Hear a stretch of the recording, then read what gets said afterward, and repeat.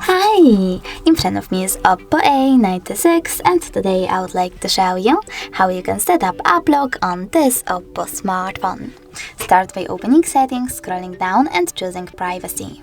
Now choose app lock over here and choose settings. Over here you need to tap on use a different password type and pick one of those login methods for your apps. I will go with pattern. Then enter your login method and repeat it. After that, you need to answer this security question or click on it and pick one of those. If you don't like any of them, you can also click on custom question, create your own,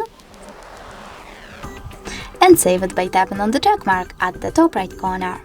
Remember to answer it correctly below and then set your recovery email over here.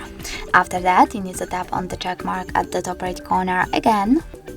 And as you can see, now I can finally click on the switcher next to apps that I wish to lock, in my case Amazon Music and Amazon Shopping.